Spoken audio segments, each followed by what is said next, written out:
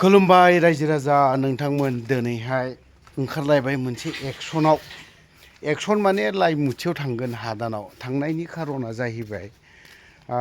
लाइमुथियाथ' 14 गोग्लैबाय 14 गोग्लैहैबाय ओमफ्राय 13 नम्बर माबानि चिरां 13 नंनि केन्डिडेटआ बिपिएफनि केन्डिडेटआ दिनै 14आव मानो थांगोन मा प्रग्राम दं मा खामानि दं नङा होनबा बेखौसो एसे होसोलांनि माने नायलांनि दिनैबो माथो एर'प्लेन हेलिकप्टार जेबो बिराखैब्रा एसे बिरबा मोजांसिन जागौमोनला एसे मैया मामायाबो फैबाय ओमफ्राय ओरैहाय बिथाङा हाग्रामा साराबो प्रमद बर'आबो जायगाखौनो मोननाय नंला हेलिकप्टार बिरनो साननैसो बावबा र' नै मोनसे न'खराव हाबलांनि माबा मोनसे फिसा होलांनि दे लाइमुथियाव एसे थांग्रोनानै बै लिडारनि खोथाखौ खोनासंहैनि मा बुंदों गोथाव नटिसखौथ' जों मिथिबाय दहायनो जोङो फुललि प्रिपेयार्ड थियारि जानानै दङ आरो जोङो एबसलुट मेजरिटिखौनो मोनगोनखौ जों नुबाय थादों सरकारखौ जोंनो बानायगोन साननै सानथामावनो जोङो नुबाय थादों माबोरै थांनो मानो थांनो नोंसोर मा सानो दिनै इलिगेल एसेम्बलि बियो 2020आव जोङो सिंगेल लार्जेस्ट मेजरिटिमोन 17थामोन जोंनिया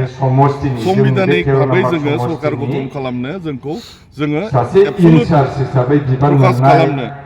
जोंनो स्कप होनांगौमोन डिप्राइभ खालामबा हरजों हर बिसोरो खम भट मोननायफ्रासो सरकार गठन खालामो जायनि थाखाय जोङो जेब्ला बै समनिफ्राय बुंबाय थादों बे इलिगेल असंबिधानिक जायनि थाखाय जोंहा खब दङ जोंहा बोराबनाय दङ आरो जिहेतु बेखौ इलिगेल होनबाय जोङो अबैध होनबाय बाहाय जोंनि सानाथ' थांनायनि खोथा फैया मानो थांनो एबार थांसै एबार जोंनि सरकार 26 थारिखनिफ्राय जोंनि जासिगोन नोंथाङा बिबुंथियाव गोबां फोसावदिं मेलाव बिबुंथि लाखिबाय थादों सरकार फैयोबा मा हाबा मावगोन रायजो राजाफोरनो मा मेसेज होगोन बे ओनसोलाव सरकार फैनाय लोगो लोगो जोंना प्रथम खामानिया जाहैबाय गिबियावनो आङो सेन्ट्रेल सेलेक्सन बर्डखौ जोङो फोथांफिनगोन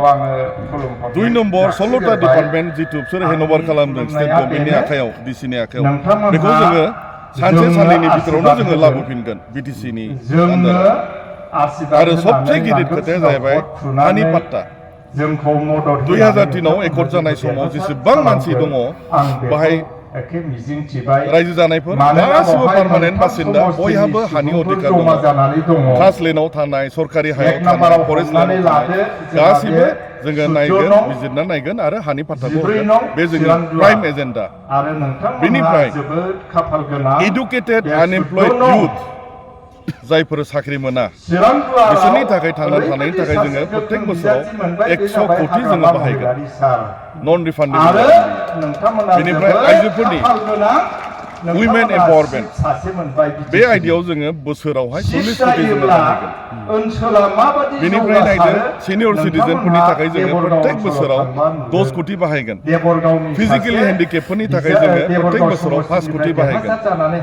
आरो आइबिएसनि थ्रुयै जाय फिसा बेफार फालांगि खालामनानै सोलिनानै दं न'खर संसार बिसोरनि थाखाय जोङो प्रत्येक बोसोराव 50 कोटि जों बाहायगोन बे जोंनि अलरेडि रिजल्युसन जाखानायखा सरकार बानायनाय लोगो लोगो जों बे आयदायाव जोङो फकास खालामो